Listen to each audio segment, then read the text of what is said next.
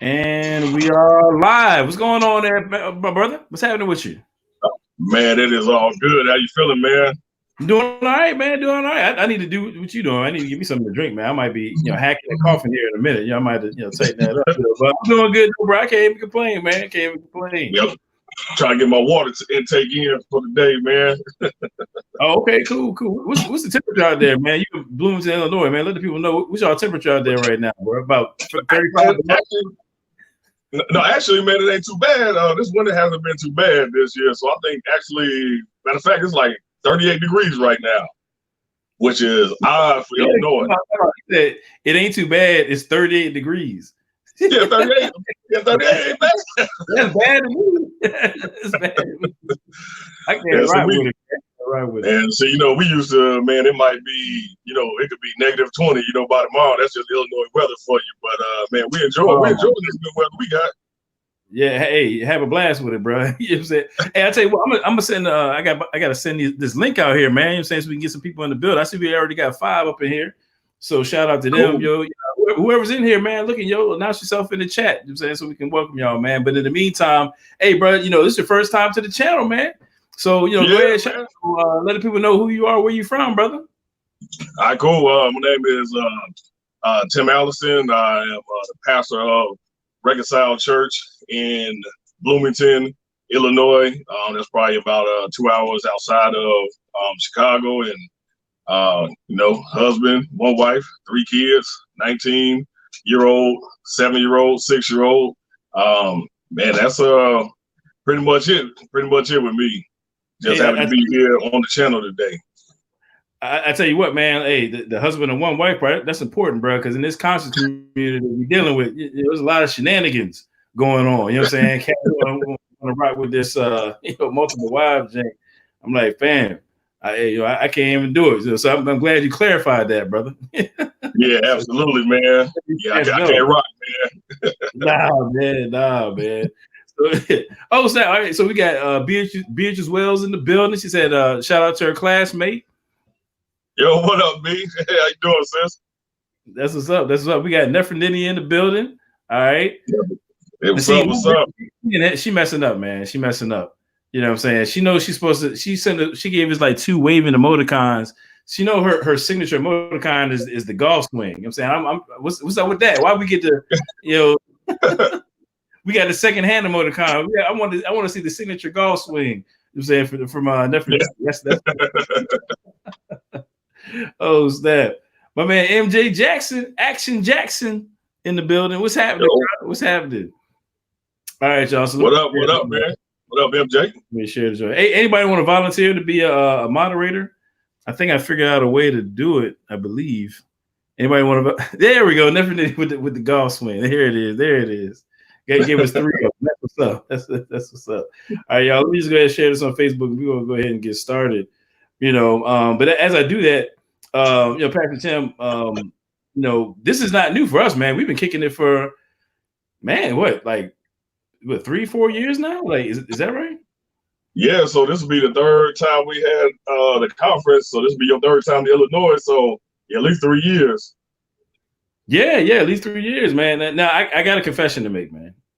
I got a confession to make.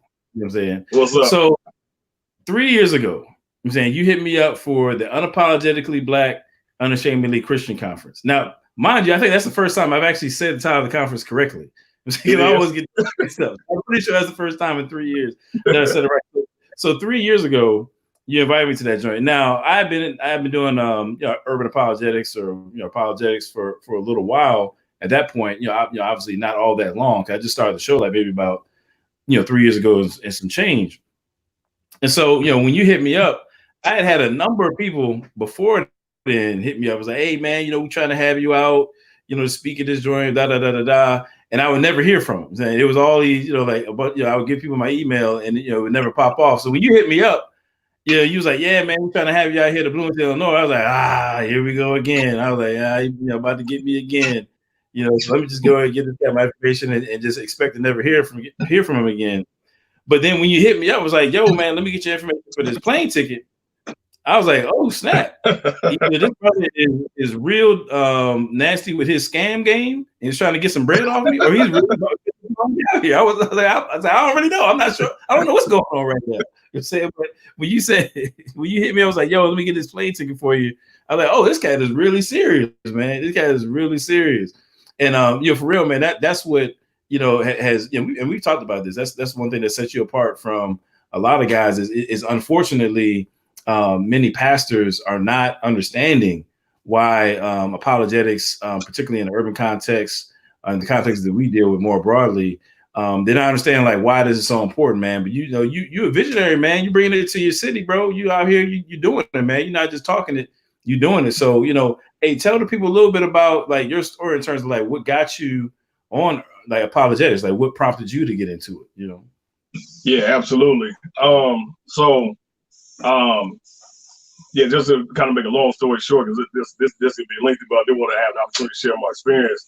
I've been pastoring church for probably about a year or so at that particular time, and just started kind of getting hit with some of those questions, like well, not even just questions, but some of those statements as well too, like nobody in the Bible was real, and the Bible is really the son book and all this different type of stuff, and for me, that was kind of the first time I was really kind of hearing some of that stuff. So from there, I started kind of looking at some videos and stuff like that, and just got bombarded with it. And it just seemed like all these questions that were making me have to wrestle with my faith, you know what I'm saying, was like just bombarding me from everywhere I went. And that was really a tough time for me, honestly. It was really difficult during that time.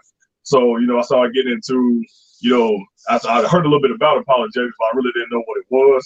And I started getting into some of the more mainstream cats, which, that was good for what it was. It was definitely helpful for what it was, but they wasn't really addressing the issues that we was facing, that I was facing, and things I was talking about. And that's when I see it got introduced to, Hebrew Israelism and things of that sort. I'm just like getting smart with this. And so that went on for probably about a good solid year or so. Then I ended up running across the Jew 3 project, and from there, and it just seemed like it just started rolling. And now I'm getting answers to the things that were happening in my community and happening to the people that I was around. So from there, it was like, for me as a pastor, it was like, it wasn't just in the sense of being able to answer objections to the faith, but it was like, okay, as a church body, are we equipped, number one, are we equipped to answer those questions? But not only that, are we equipped to be firm in what it is that we know? Are we able to give the apologetics to those who are asking the questions in the terms of evangelism, to engage them, to kind of clear up the smoke and the fog so that they can clearly see Jesus? But also the reality of it is like, there's a lot of people in our churches that are suffering with some of these same questions. And the Lord just let me feel what that was like. He let me feel that weight and that pain to go through that, and to feel like, man, if I say this to somebody, how are they going to interpret what it is that I'm experiencing? So what I wanted to do from there on out is to give an open space to say, man, listen, let's talk about these things. Let's have a conversation about these things. You don't have to suffer in silence. And not only that, there are answers to the questions that you're facing right now too, for you to be strengthening your faith and then help engage the people that are around you as well too. So in a nutshell, that was kind of my experience. That's dope, man. That's dope. It's like really your experience is the exact opposite of what we've seen from so many other cats. I mean, a lot of people for a while, it seemed like it was the trend to throw around that ex-pastor tag.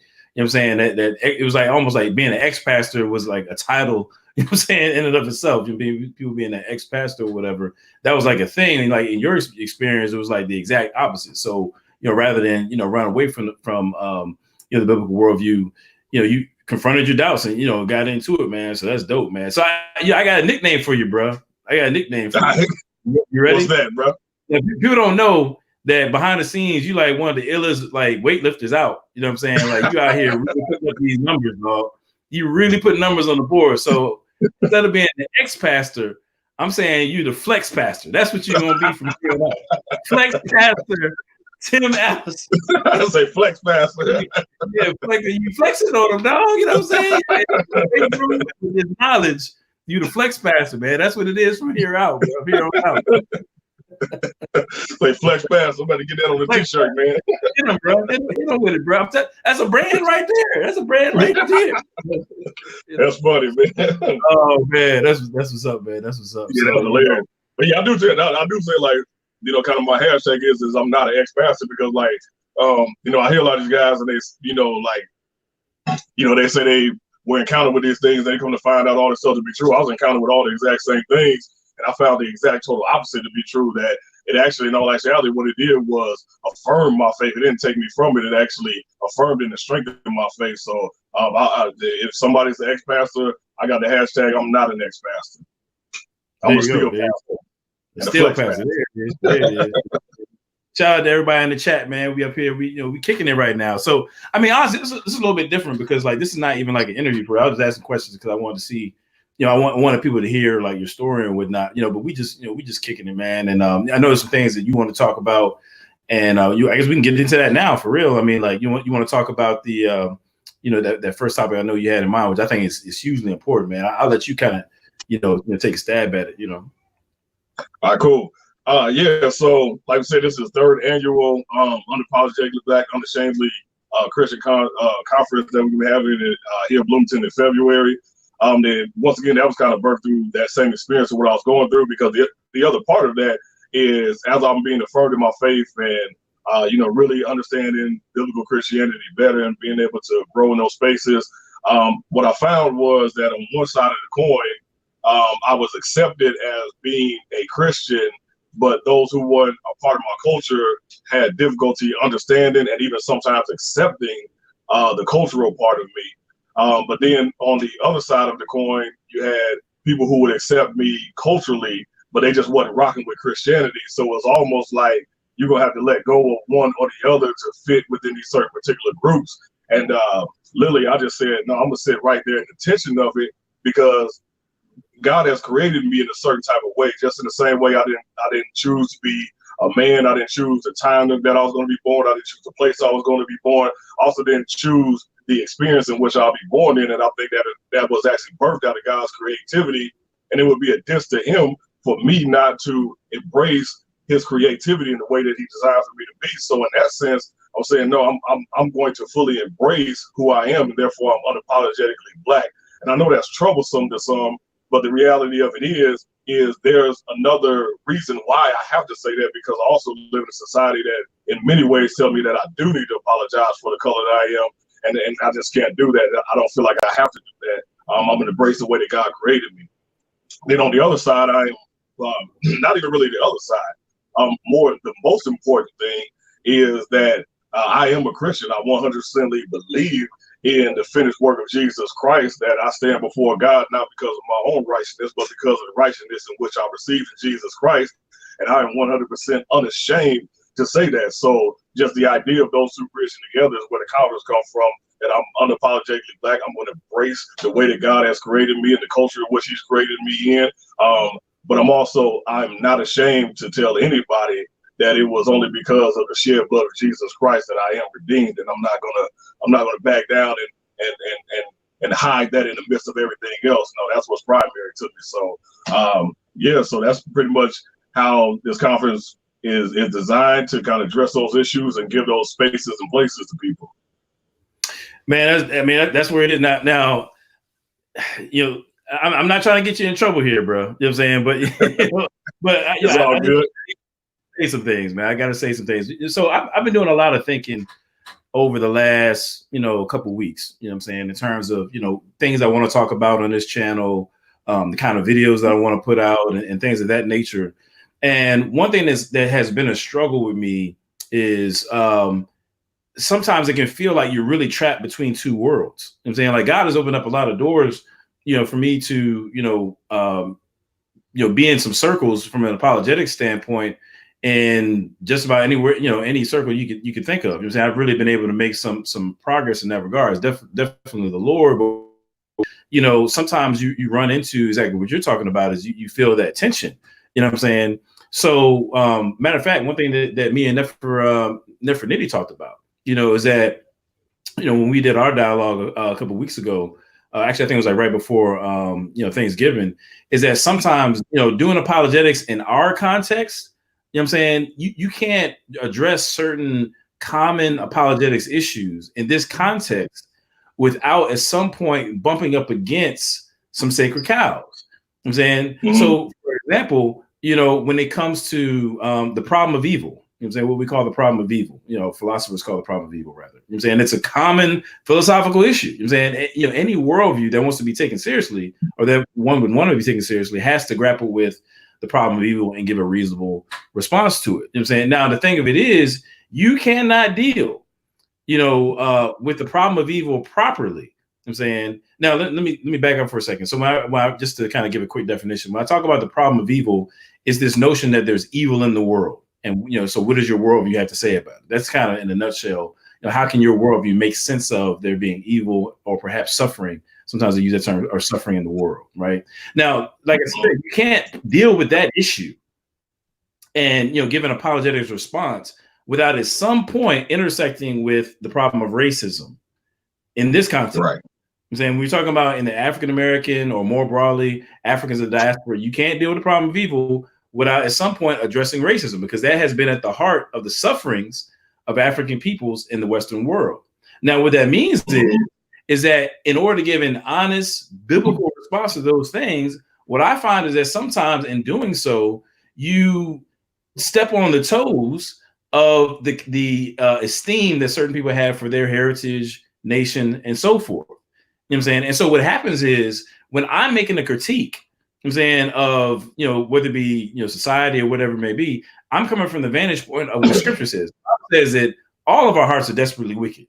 And so we produce systems that are wicked. We produce, we produce people, you know what I'm saying, that are wicked from the cultures, you know what I'm saying, that have wickedness sown within them. That's the Bible. You know what I'm saying? Absolutely. So when I, Western society and some of the ills that I see, sometimes a biblical, response to these things, because people who have a certain type of esteem for the nation, heritage, and so forth, because they haven't heard a critique, you know what I'm saying, other than from people that are mad, angry, super liberal or whatever, they assume that, the content of what I'm saying is coming from that place. And that's not the truth. That's not what it is, And so sometimes, like, if you're not articulating a strictly conservative, politically conservative, viewpoint on every single thing, then people want to dismiss you. When the reality is, if they just take time to evaluate what you're actually saying, they'll realize that they've got this element of their thinking that they believe to be biblical, but in reality, once it's scrutinized, I'm saying, you can find that it's not the case. And so that it creates attention sometimes. And so I bring it back to your point that when it comes to being unapologetically Black, a lot of people don't understand it. They're like, well, what? Like, I mean, I've had people ask me, like, man, in fact, the first time you invited me, one of the first responses that I got was from somebody saying, well, why would you need to say that you're unapologetically Black? And the reality is, they don't understand that I myself have had experiences, you know what I'm saying, wherein in church, I'm talking about in church, where people believe that African American culture, customs, whatever, you know what I'm saying, are inherently flawed, inherently wicked, inherently less than. I'm saying, I had a pastor, I'm being straight up with you. I had a pastor straight up telling me we was listening to the cross movement. You know what I'm saying? We was listening to some gospel rap, right? And the pastor heard, because they came to the church, and he referred to this jungle music. You know what I'm saying? Like really, like, this is what we doing now, bro? Like, really? You know what I'm saying? So I'm saying, like, and I can point to countless other examples, you know what I'm saying, where people they associate their culture with Christianity and conflate the two in ways that are unbiblical and that not in line with the reality. So when somebody pushes against that, it can bristle some feathers, and people are like, oh man, what's going on? And so I think it's so important that people understand that the gospel is culturally transcended. Yeah, the gospel is culturally transcended. The truths of the biblical worldview are culturally transcended. No particular culture can claim them, and no culture is necessarily expunged or done away with.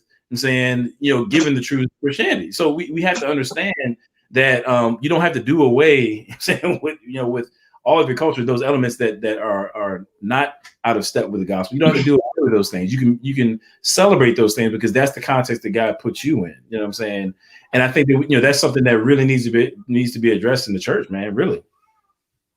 Yeah, man, man, that's 100%, man. Like, man, spot on.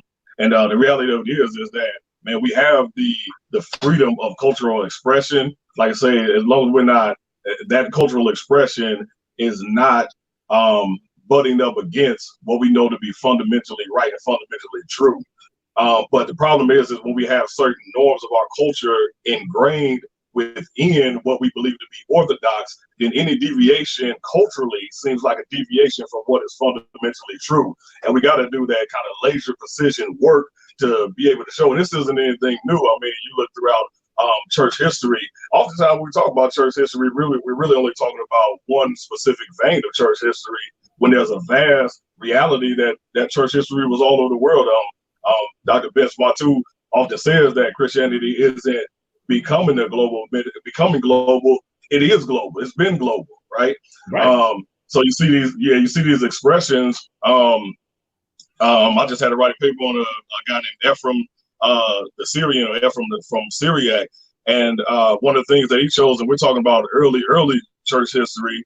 One of the things that he chose was within his cultural understanding, he chose to communicate God being fully man and fully God, but not using the particular term homoousios, but using a term that was more relatable to the people that he was engaging with. Now that could seem to be problematic, but it was simply over a term, not over the actual truth of it.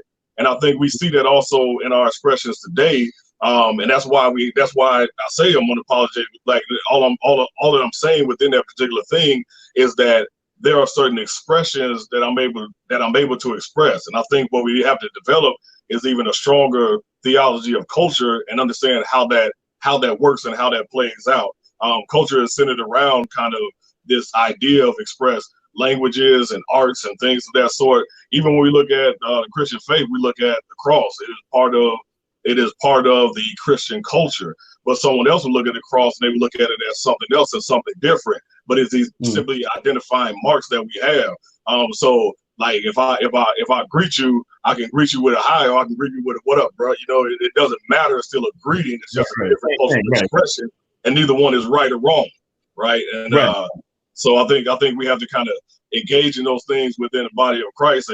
And when we say this too, also when we talk about a conference, like this isn't a conference for black folks. Like this is something that we want to engage with and there's something for everybody to actually learn at the conference as well too. And I think we'll talk about that a little bit later. But yeah, definitely. If you want to, because it's the truth. I mean, the reality is that I get it all the time, or sometimes I feel the need to clarify. Like I didn't start out trying to be the black apologist. You know what I'm saying? Or the apologist of the black. That was never been my intent. I mean, I'm just trying to address certain problems that just happen to be prominent in my community. You know what I'm saying? But the reality is the same issues that you find in somebody else's community, just, fried and flipped, a different way. You know what I'm saying? But the fact of the matter is my perspective is that I think that, along the lines of what the scripture talks about, how, we have to be aware of the enemy's devices. You know what I'm saying? We're not clueless as to the enemy's devices. I think that the multi-ethnic heritage of the church has been drowned out by, the enemy, quite frankly, at the end of the day. You know what I'm saying? Like, there's so many aspects of church history that are just unknown and unappreciated simply because it's a part of a cultural story that isn't, our own. That's how, we look at it sometimes. And the reality is, if somebody names the name of Christ and they do something dope, I'm like, cool, I should feel good about that. I should want to investigate it and learn about it. I should be interested, whether that person be black, white, Asian, whatever, you know what I'm saying? That's how it's supposed to be. But so when I talk about Tertullian, or when I talk about, Athanasius, Augustine, Zara Yaakov, you know what I'm saying, or the gentleman that you're talking about, like that's not something. I'm not talking about people, even though all of them, with the exception of the guy that you mentioned, all the folks I just named are Africans. But just because they're Africans, that doesn't mean that they're inaccessible to people who don't.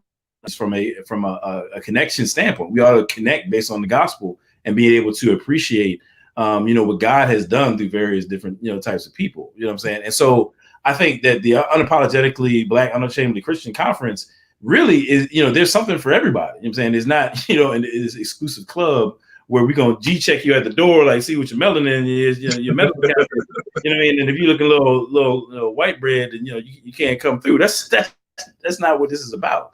That's not what this is about. Yeah, man. No, absolutely. And then we also have to be honest with the fact of like, why don't we know about these different people? Why is this information not available? And then what are we lacking by not having that information, by not knowing about some of these people in some of these people in Asia, some of these people in Africa? What are we lacking, and what problems that causing? And the reality of it is, if we look at it, we see as we're engaging, like we're talking about our community, we're talking about our culture. When we're engaging with that, we're having to reach back and just as well as I do, like, man, it's almost grassroots. You almost started from ground zero. There's not a lot of things you can pull on but what if this information was accessible earlier than now? What problems would that have deterred before now? So, we just have to get into those spaces and kind of engage in those things and stuff like that, and understand that man, that's damaging in some ways.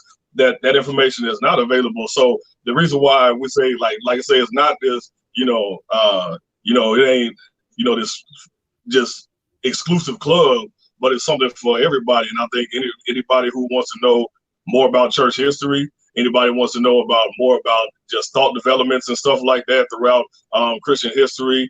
And we talk about the Black church. We understand. We talk about the Black church. We understand that there is only one church. That's not the issue. That's not what we're saying. The only reason why there is a Black church is because the Black church, as we would label it, is in response to certain particular events that were happening.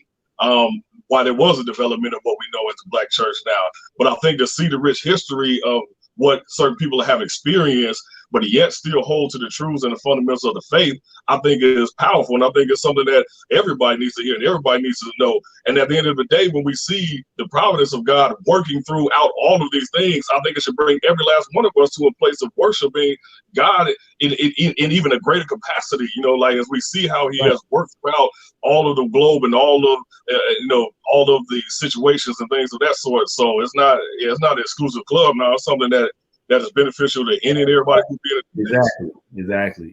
So matter of fact, I was a little step ahead of you, man. I'm about to post in the chat right here. I just posted the the presentation that I gave last year, at the conference, and where I talked about the image of God and the Black experience, because I talked about exactly what you just said, how you have this history, this thread of the gospel and the biblical worldview weaved in and out and working through the abolitionist movement, civil rights movement, and so on.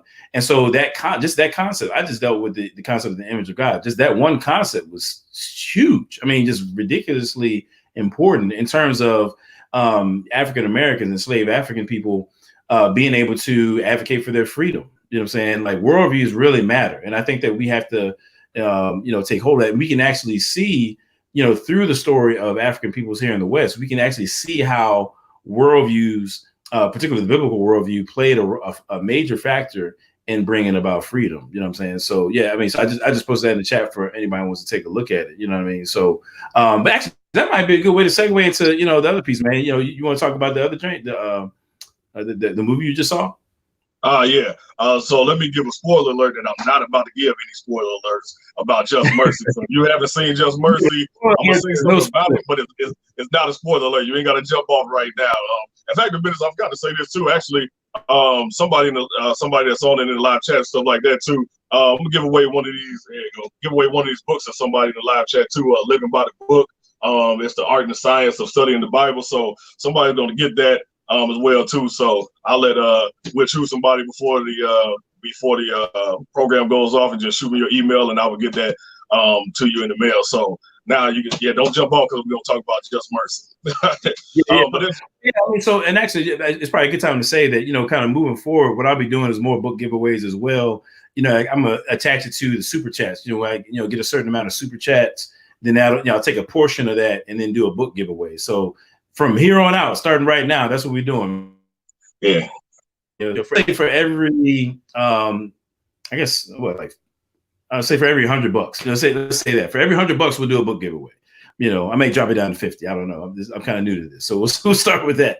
But that's how we're gonna carry it, man. We're gonna start with the freebie with my man Tim Allison giving that away. So hit me up on that super chat. That's what that is, man. But yeah, man, let's talk about hit us up with it, man. Give us the breakdown. Yeah, no, absolutely. Yeah, hit that super chat up and like, comment, and share.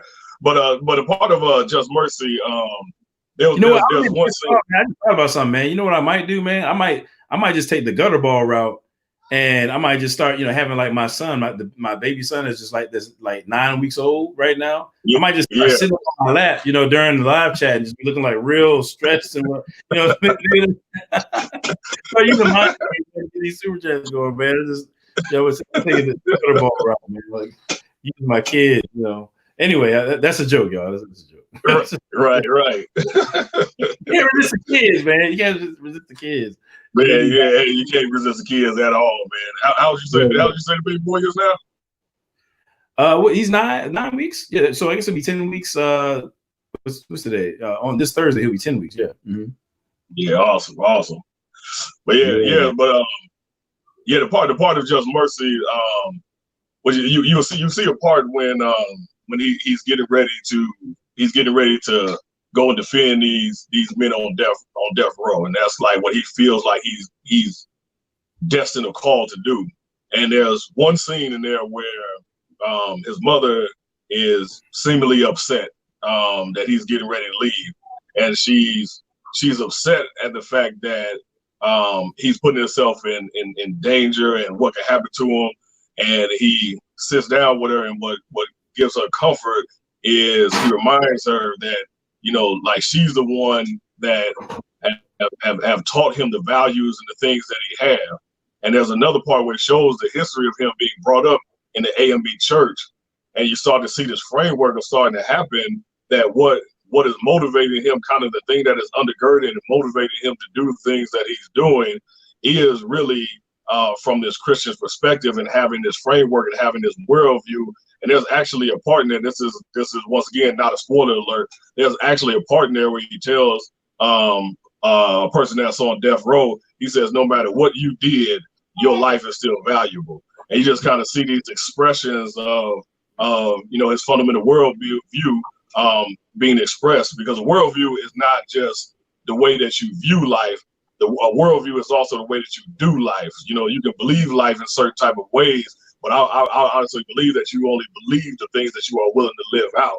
So it's not just about seeing the world in a certain type of way, but it's like, how is it affecting the way that you navigate through the world? I think you see that within parts of that movie as well too.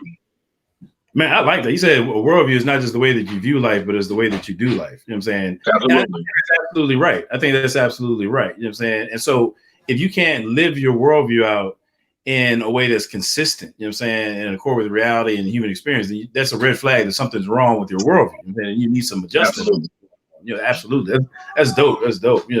And what you described, man, like, I think I talked about it. I can't remember who I was talking to about it, but anyway, I think in a recent interview, I was just talking about how the church, obviously we know that it was a centerpiece, the abolitionists and, civil rights movement. But I remember I was talking to my granddad, not that long ago, and he was just talking about how, like, when Thurgood Marshall, for example, would have a trial coming up, and, they would pass the plate around. They'd be like, look, y'all, Thurgood, he's out here, fighting for us. And, but there's some expenses involved. And so we got to look out for him. So they would actually pass the plate around, you know what I mean? And they, give, towards, the civil rights movement, and gave him the financial backing so he could be, freed up to, fight these cases and whatnot, So you see that biblical worldview of giving, you know what I'm saying? Like, not all worldviews is about that, you know what I'm saying? Like, or going back to, your example, this notion of the fact that you're valuable no matter what you've done.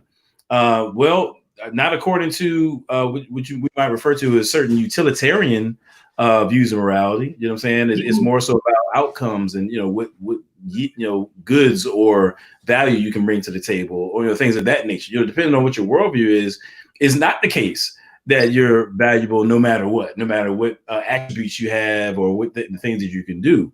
So, worldviews really matter, man. And when you think about the biblical worldview, actually, let me throw this at you, because this is something that I thought about. I wish I had said it last year, at the conference, but on two sides, you have the biblical worldview working in such a way that made the abolitionist movement and the civil rights movement more successful, or maybe kind of grease the wheels towards freedom. So on the one hand, you have the gospel, taking root amongst the African, enslaved persons and African Americans, and this notion that they were made in the image of God was like an internal resistance against the psychological oppression of slavery. You know what I'm saying? So on the one hand, it's like this element of personal resistance, but then also that same conviction spilled over into being the fuel for public resistance. You know what I'm saying? Like I talked about last year, you had the Imago Dei, the image of God. That concept, you see it showing up in different people's speeches and, abolitionist papers and written works against slavery, things like that. This concept of the Imago Dei, of being made in the image of God, was like, hey, look, we're made in God's image, therefore, to treat us as less than is against God's law. I mean, that concept, that notion is just weaved all throughout, whether it be MLK or going back to, people like Frederick Douglass and Jermaine Le Guin, it's there. You know what I'm saying? It's all throughout there. But the other side of that is, so there you have, amongst African peoples, you have this notion of the Imago Dei, the image of God, playing such a huge role in personal and public resistance. But the flip side is this: they were advocating for themselves to a predominant culture which had already subscribed to the idea that we have these inalienable rights, I'm saying, that are endowed by our creator. You know what I'm saying? Now, that's fundamental, you know what I'm saying, to really America's legal code and fabric. I mean, you can't really get around that. Now, people, I think today, when they try to, buck against that, don't realize what they're pulling the rug from under. I'm saying, but at least back in this time, I'm talking about 19th century on throughout the civil rights movement, you're appealing to a culture that, at least in principle, recognize that that there are beings who are created by God who, and on that basis, have rights that ought not to be trampled upon, or ought not to be taken away. So if you have a worldview that didn't have that component, then all this image of God stuff wouldn't resonate with that predominant culture as well. You know what I'm saying? So there's this there's this common view of, this, God-given dignity. I'm saying that Africans were able to, leverage, I'm saying, towards their freedom, that if you were dealing with, on either side, the absence of that notion, that would have taken a major piece out of the rhetoric and argumentation, rather, that, abolitionists and civil rights activists utilize in fighting for freedom. You know what I'm saying? So, for example, on an atheistic worldview, you know what I'm saying, people may have heard me use the example of Charles Darwin, for example. Charles Darwin, coming from an evolutionary perspective, in one of his works called The Descent of Man, he talks about how his expectations, based upon, just biology, and how he believed, biological, beings came about and became so diverse. He actually believed that the so-called civilized races would eventually exterminate the savage races, i.e., people that look like me and you. And that's what he predicted would happen. Now, if that's your worldview, if you believe that the evolutionary model for how, animals, I'm saying, including us, interact with one another, if you think that's the way that things roll, and that's all there is to be said about it, then you can easily subscribe to something like Charles Darwin described, or later on a Hitler. I said that's really, the underpinning of what Hitler was all about. Is that, look, we are the master race. We trying to survive out here, and these Jews and gypsies and gays and disabled persons are out here, jeopardizing that just by their existence. So we're gonna get rid of them. That's what that was about. It was an evolutionary model of how humans interact with one another actually played out. And we see how that works. So, again, worldviews really matter. You know what I'm saying? And they're not all created equal. All worldviews are not created equal.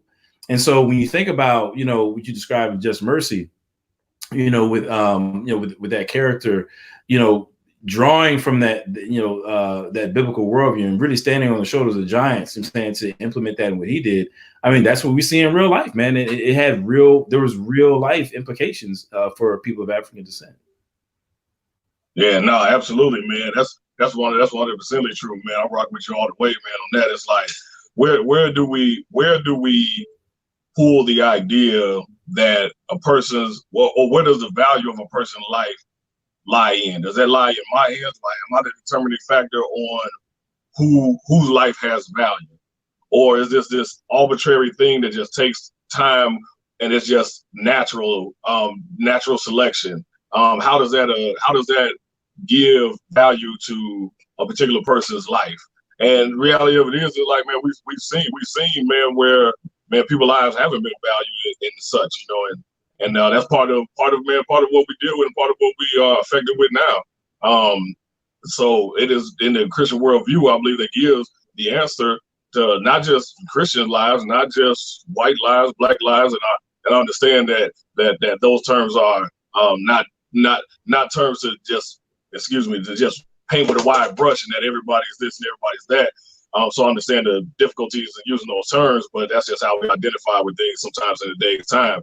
But anyway, that no matter what a person is and no matter where a person comes from, that the value of their life comes from the reality that they were created in God's image, which also tends to, when we look at that, we see that being expressed in so many different ways. And while I talk about culture a lot, I believe that culture is one of the expressions of people being made and created in the image of God. Only God is the only one who creates in the way that he creates. He is the only one who creates something out of nothing. That is not something that has been described to man, but God has given us the ability to create. So, and man, when we create terms and art and like what you do and what other people do, like it's these ideas that we can take the elements in which God has already provided in the world, and he gives us this mind that is creative to bring something together and create something out of what he has already provided here in the earth. And then when we look at that, we see these cultural expressions, and I think that's why we have to have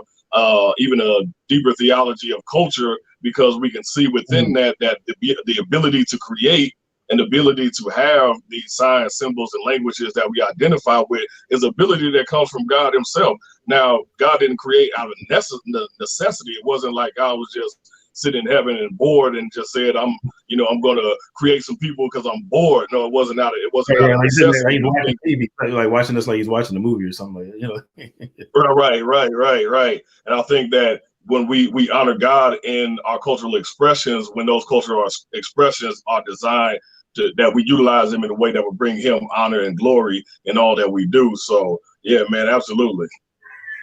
Definitely, man. That's dope, man. That's dope. So yeah, I guess we should, man, it's crazy how time be flying, man. Like, I should have warned you once you get on live chats with me, man. Like, you never know, it can go any kind of direction, man. I like to talk, so I'm trying to not keep you on here all night. You know what I mean? But you want to talk about, kind of maybe get into the conference as a whole, because that's definitely what we want to draw people's attention to, man. Like, you want to hit people up to that? Yeah, absolutely. So the conference, where I said the title, Unapologetic Black Unashamedly Christian, we'll be here in Bloomington, Illinois, February 28th and 29th. February 29th, it's going to be kind of a worship service type setting. So we have some local artists and things of that sort. And I'll speak on that night on Friday. And then on Saturday, we're going to have Scott Lane, the real Adam Coleman, Pastor Isaiah Robinson from Cartersville, Atlanta area, Macedonia Church, and Dr. Vince Bantu from Meacham School of Hymenot. And the topics that we're going to cover is early African church history. So it's going to take us like way back to just the expressions in which God was using on the continent of Africa way early on. Even during the time of what we know, and even before the times of what we know of Constantine and things like that, so we can see how Christianity was advancing and working in Africa during that time. Black Christian thought. You'll see that there's been many contributors to Christian thought, and God has used a wide range of people. And I think one of the things that we often deal with within our community is people want to discredit the thought or the idea. And I'm talking about specifically in our community, if it came from a white person. But we can see that at the end of the day, truth is truth. But just knowing the dynamics of our community, we can see that. And it's also helpful just to see this wide range and variety of people that God has used in developing certain particular thoughts and stuff like that. So I'm going to deal with that. And then Like I said, Pastor Isaiah Robinson is going to deal with just the history and the impact of the Black church. So the whole idea is that when you leave from the conference, that man, you'll be able to engage with a wide view and a vast view of how God has used so many people, and we just specifically dealing with this area right now because that's just what it is. But you'll be able to see how that, because part of it is for many times people don't feel, we know Christianity is not a white man's religion. To feel like Christianity is a white man's religion is, there was a point in time where that information wasn't just readily available and accessible, but we're not living in that time no more. I mean, there's enough information that's accessible for us to go through and weed through and know without a shadow of doubt that Christianity is not a white man's religion. But I think the flip side of the coin is that what people often don't see, they don't feel that cultural connectivity to it, which for me, I mean, my faith is in Jesus Christ. So like that at best for me would be an irritant, but it's not a deal breaker. Like he has saved me, he has called me to himself, and I give all glory to him. But for those who that would be, we want to kind of just get through those weeds, get through that fog, get through that smoke, help people engage in those ways so that they'll be able to see Christ clearly. And for those who are already a part of the body of Christ and those who are Christians, it's just going to help you engage with this vast amount of history, just to see the beauty of God. I think that at the end of the day, like that's what we want to see, like just the beauty and the creativity and the awesomeness of God. And the more that we are able to engage with that throughout different places and spaces and people, man, it ought to just take us to a place to bow down and worship him for just how amazing and wonderful he is. So like the conference, that's what it's about. Like that's it in a nutshell. I think we have an Eventbrite page. You can check it out on Facebook. The conference is free too, so there's not a cost for the conference, so it's free. But on Saturday, we're going to have the sessions, and then we're going to have lunch. And then after lunch, we're going to have a panel discussion. So this panel discussion is going to be absolutely amazing. But if you want lunch on Saturday, there's a thing in the Eventbrite or Facebook or whatever where it's $10 for lunch. But other than that, the conference is free to attend. Anything on that route? You know what I'm saying? Yeah, you can't beat free. You know what I'm saying? So, there's like no reason to come out. I was going to cost you a little bit of time. You know what I mean? So, and it's just so dope because, like I said, I mean, at least to my knowledge, just a couple of years ago, these kinds of conferences weren't happening. And the reality is, I was just telling somebody the other day, like, here's the thing, like, if we're not addressing these things, I'm saying, if we're not giving people a way to have deeper roots in, the Christian faith, I'm saying, in the biblical worldview, and, really in terms of being able to think things through more biblically, more clearly and whatnot. I mean, there's a bunch of talking heads on the net that's certainly willing to fill in that gap. You know what I'm saying? I mean, if I'm not talking about, morality, Umar Johnson is going to give you an idea what he thinks, we ought to be doing, or Brother Polite, or, a number of, whoever else you want to name. You know what I'm saying? So there's no shortage of people trying to give their perspective. And the thing is, what are we going to do about it? You know what I'm saying? Like, I mean, the reality is, again, the biblical worldview has been so impactful throughout our history, but look, there's challenges in society right now. You know what I'm saying? So how are we going to engage them? Are we going to engage them from a position of biblical truth and, being able to apply it in a way that, helps us to engage those problems? Or are we going to stay silent about this truth that we have and just wait for somebody else, to tell us what to do? I mean, and that's kind of why I see like these conferences being so important, man, because we're not just getting together to just kind of high five each other and be like, oh man, it's cool to be Black and Christian. No, we're trying to give people a framework to go out and do something. You know what I'm saying? Go out and be impactful for the kingdom of God. You know what I mean? And so that's what it is. That's what it is, man. Absolutely. At the end of the day, that's what it is. Right. So I'm excited about it, man. Like, I know that I got my presentation. Fortunately, so last year I was trying to cram a little bit, man. I had a lot to say, and I was up to like the last couple of days right before the conference, you know what I'm saying, getting ready. But this time I'm prepared, man. I'm ready like a month in advance. You know what I'm saying, like, so I'm ready to get in there and mix. Yeah, it's gonna be dope, man. It's gonna be dope. So the panel. Hopefully. Yeah, go ahead. No, go ahead. Now, what did you say? Go ahead.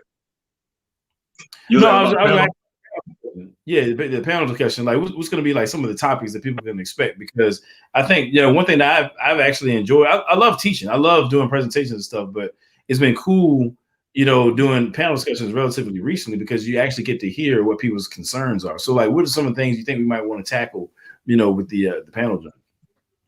Yeah, actually, I'm glad you brought it up, because that's the next thing that we're gonna do. What we want to do, we have some questions that we have, and we got to get the ball rolling. But actually, what we want to do, we'll probably throw it out on our Facebook page and stuff like that. We want to get questions that we want people to be answered, and then we're going to try to get those questions answered. So we're going to try to do it ahead of time, and then we'll also have it open for Q&A at that particular time too. We'll try to be respectful of everybody's time, but we want to get some questions ahead of time, and maybe we can tackle some of those, and then we'll leave.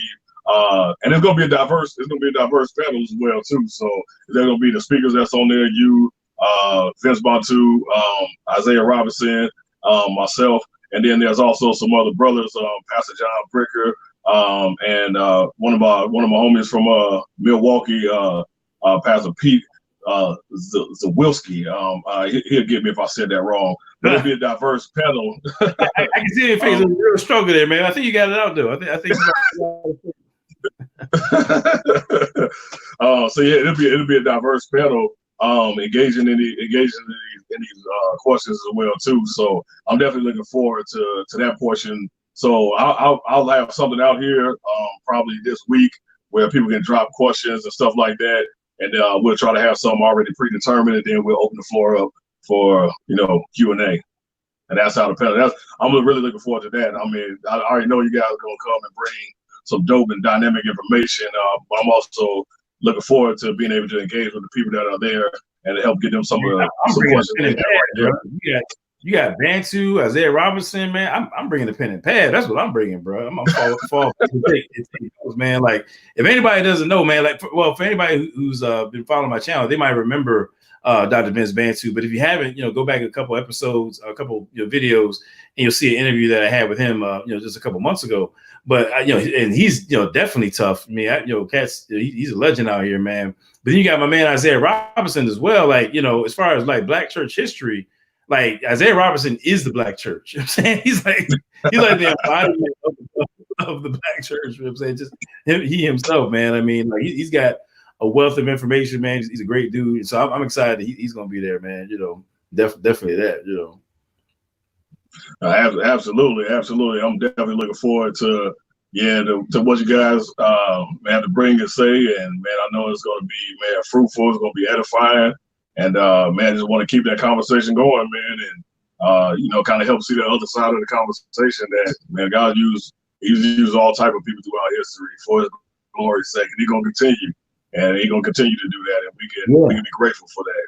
Yeah, I mean, one thing I've been talking about here recently quite a bit is the fact that, particularly with African-American history, I think it's been to a significant degree just like de-Christianized, believe it or not. Like, I mean, we know that the church has been impactful in our history, but like in terms of certain individuals, it's like the Christian aspect of their story, whether it be Ida B. Wells or Frederick Douglass or a number of different people that I can name that we'll be getting into at the conference, but it's like that element of their story gets downplayed. I'm saying it's actually pretty crazy. I'm saying the more and more people that I come across and start reading their biographies. I just got a book the other day in the mail that I'm just anxious to dig into. You know what I'm saying? But Medgar Evers, I'm saying, who was assassinated for the civil rights cause, martyred for the civil rights cause.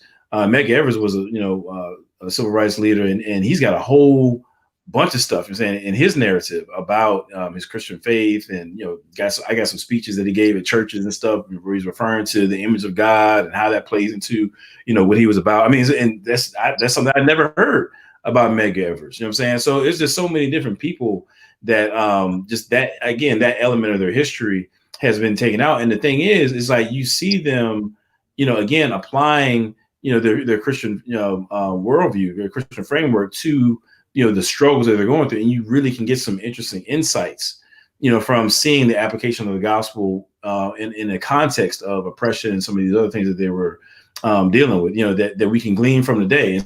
So, when I do my presentation, that's kind of an element of what I'm going to be hitting on. Some of it we talked about with human value and things like that. I mean, you really see that, bubbling up in some of their writings and speeches and whatnot, But before we get out of here, man, I kind of wanted to open it up. I like to open it up for like Q&A. If people have any questions, anything that we talked about, or maybe you just wanted to, come in and maybe there's something unrelated that you want to ask a question about before we get out of here. So I'm gonna open it up to the chat room, y'all. Anybody, got any questions? Yeah, Greater Works said Vince is that dude in all caps. Absolutely. Yeah, Vince Bantu is that dude. Is it right now? Oh, okay. But yeah, anybody got any questions before we get up out of here? I think sometimes there's like a delay between what I'm looking at and let me pull up the live chat on my phone, so I'll come through quicker on that. And I had to kind of switch in and out to kind of look at the questions and stuff. Oh, okay. Somebody said they just tuned in. Where can they get information about this conference? Oh, Kevin Bedden. That's who it is. Okay. You can go to our Facebook page. Yeah. You go to our Facebook page, Reconcile Church, on Facebook. You can also go to our website, which is www.rcchurchblmg.com. And there's information on there. You can look up on Eventbrite. You can go to my Facebook page. It's Tim Allison. Tim Allison. That's it. My Facebook page, and it's there as well too. So there's a space where you get some more information about it. All right, cool. There it is, man. Yeah, Kevin Bedden's that dude, man. He was down there at the Truth Summit, this year. You know what I'm saying? So that was definitely cool hanging out with him. So yeah, anybody else before we get up? Going once, hearts and minds clear. That's like the pastor's thing to say, right? Make sure all hearts are clear. Right. always say I got 3 doors to close, so I always close 3 doors before I get out. There you go. You want to say something? But I also want to say, so we also have like the T-shirt, and we utilize that to kind of help fund the conference, and also do work like in our community as well too. So if somebody wanted to order an unapologetically Black, unashamedly Christian T-shirt, I don't know how to do it because I can't. I don't know. I'm on my phone, so I don't know. I'll try to drop it in there. But cool. If anybody's on here right now, I have a coupon, whatever you call it, a code to get 30% off the T-shirt right now. So if you're in here, I'll try to drop that in there. The code is just simply Tru-ID. So if you go to the place and put in Tru-ID, it takes 30% off of the T-shirt, and you can order you a unapologetic Black, unashamedly Christian T-shirt. That code is good until Friday. After Friday, yes, it's a wrap. But if you joined in today, you can go there, type in Tru-ID, get 30% off. I'll try to drop the link in the chat or somewhere, or in the comment or something, like maybe afterwards, because this is my first time on YouTube Live, so I'm not really kind of maneuvering around in the ways I should. So I'll drop that off there, and you can get 30% off. Sounds good. I can't see anybody in the comments or anything like that, and I can't see on there. But you want to choose somebody for the book? Oh yeah, definitely. How are we gonna do that? What I'm gonna do is, let's see. This is my first time trying it, yo. You know what I'm gonna do? I'm gonna take a snapshot of This is what I'm gonna do. I'm gonna take a snapshot of everybody who's in the chat right now. If you're in the chat right now, you're interested in getting a book, just throw a 1 in the chat. I'm gonna take a snapshot out of it. Yeah, there you go. Then we'll do like a lottery system that way. It's like a and it's living by the book, The Art and Science of Reading the Bible, by Howard Hendricks and William Hendricks. Somebody said, "What's up with that hoodie, Pastor?" You know what? I gotta get some hoodies rocking. So yeah, I have a hoodie up before the end of the week. Oh yeah, they putting that pressure on you, Doc. They're not playing, bro. Okay, we got some, all right. We got some ones. All right, I'm gonna let a couple more flow in. Yeah, we got another church design called Woke Missiology. That's just the idea of like, man, as we're engaging, understanding the freedom of cultural expression, when engaging people with the gospel of Jesus Christ. So some of that will be up there as well too. All right, cool. So what we're gonna do is so I got a couple names here. We're gonna do like a number lottery once I get off, and then whoever won, I'll hit you up on. I can get to you through YouTube actually. And I think about through your profile, so I'll knock that out, and then we'll big it up. If they're cool with that, we'll just announce who won like on the next video. This is my first time trying it, so that makes sense to me right now. We'll see how that works out. You know what I'm saying? But definitely somebody will get a book. Yeah, somebody's gonna get a book. We'll get that sent out. We'll get that sent out there to you. Huh? You said I just said somebody definitely gonna win the book, and we'll get that sent out there to them. Yeah, like I said, we're gonna do it fairly and expeditiously. Matter of fact, what you need to do is send them one of those pizzas from what's that, Giordano's? Run your way. That's what we need to do. We need to send somebody a pizza. You know what I'm saying? Yeah, I was just thinking about that. I was just thinking about that the other day, man. Right. You get you one this year? Oh, absolutely. I might get two. We did one. I might get two of them, James. Definitely. Okay, cool. Somebody asked you, what is your YouTube channel? I actually don't have a YouTube channel, so man. I think I might have one that's like old or something like that. I wouldn't even know. Yeah, I wouldn't even know where it's at. Come on, man. You got to bring it back, brother. Yeah, maybe I have. Yeah, I have too. But yeah, I don't have anything right now. Yeah, I'm just on Facebook. Yeah, just on Facebook. Yeah, hit them up on Facebook, y'all. Definitely do that. All right, y'all. That's what it is, man. Love y'all. Just remember, definitely be on the lookout for the Unapologetically Black, Unashamedly Christian conference. Is going to be in Bloomington, Illinois, Reconcile Church. You know what I'm saying? We definitely going to be kicking it with Isaiah Robinson, Pastor Tim Allison right here, Dr. Vince Bantu, myself. Is going to be really dope. And y'all keep tuning in, man. For those of y'all, some people who've been kind of watching, was silent for about a week, and that's because I was working on a writing project that actually next week I'm gonna be doing a Patreon only live where I kind of talk about what I've been doing behind the scenes. So that's why I've been kind of down for about a week, y'all. I took a week off, off YouTube anyway. I was working behind the scenes, but more on that to come for sure. But definitely, man, hit us up. If you haven't already, subscribe to this channel. Hit us up on Facebook, Instagram. Share this video, like it. And also, if you feel so inclined to, support us, man, definitely hit us up on patreon.com/Adam Coleman. You know what I'm saying? It's immensely helpful because it allows me to keep doing what I'm doing, man. We are a listener supported ministry. You know what I'm saying? Watcher supported ministry. Simple as that, So I appreciate all the support. And thanks for everybody who's supported thus far, man. And with that being said, y'all know what it is, yo. Love God, love people, and take care of the things that God blesses you with. So we out. Peace. All right. Cool.